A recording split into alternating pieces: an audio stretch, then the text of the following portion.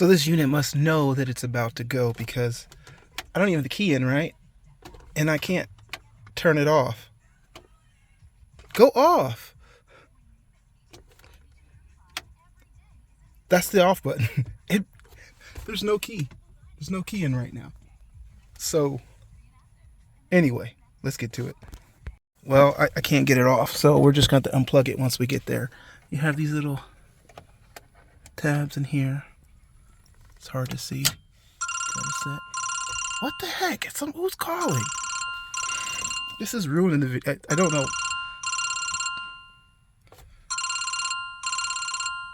Reject. Thank you for radio that won't. It won't shut off. Okay, anyway. Pop that one. Pop this one.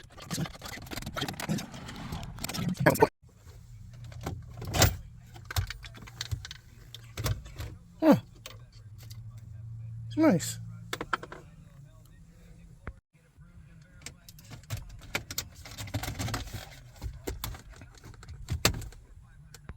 Looks like 4 torques. Let's get set up.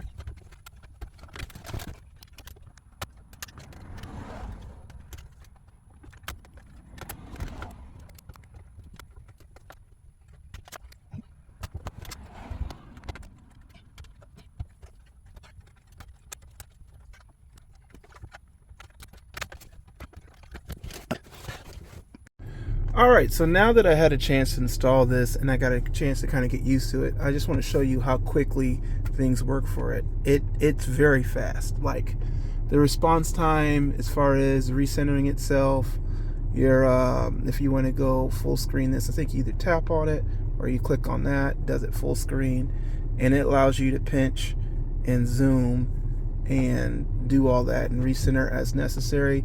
You can go straight over. You see how quickly that is. I think if I tap it again, nope, don't know that part yet. But then if I go here, I can have both my music and my screen up. The screen is really large. Oh wow, does it have some type of feed? It's very sensitive. And I can do things directly from the app, or if I go back to, here, tap, I mean, it's quick. It is proper quick. I could be over here. I still have my Android typical settings. This is Android and Apple CarPlay wireless. Then I can go to my settings. I can get back over here. I can look at security information and things I need to know. More importantly, I come back here and I have, without Android Auto, the default systems that it is and is connected to. Cool part is everything still works with my head unit, with my steering wheel mounted controls. I have my wild card here, and my wild card still switches things over. Only thing that's not working is the sound right now, even if I hit the top. Oh yeah, another cool feature. It has YouTube and it's fully, I mean, look at the quality. Look at the quality.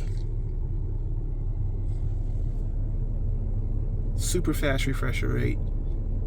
Brings this car from a 2011 to a 2024, 3. And you can see it matches really well with the interior. It almost looks like it's factory. Now a lot of systems come like this in particular.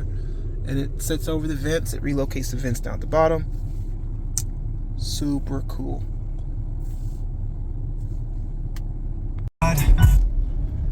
So now I'm driving. The sound actually works. I called the service, not even called them, I WhatsApped them.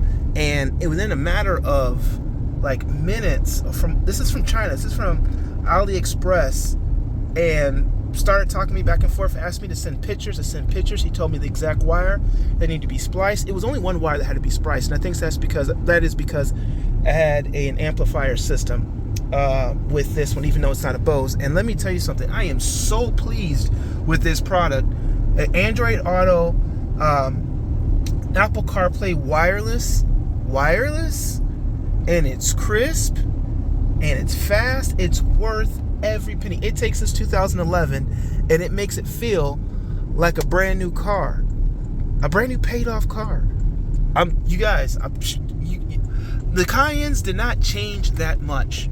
They didn't change that much. They didn't change really body styles from 2011 to 2018. And the newer ones, they still have the same grab holds. They say all the other stuff is just a little bit more digital. And if you look on AliExpress, you'll be able to also, you can replace your whole waterfall switches with the newest up-to-date ones. Also, if you want to, you can even switch to a digital dash if you want to spend the money. Because why pay $80,000, $90,000 for an indestructible machine? I'm like, and it also tells me too when I'm getting too close.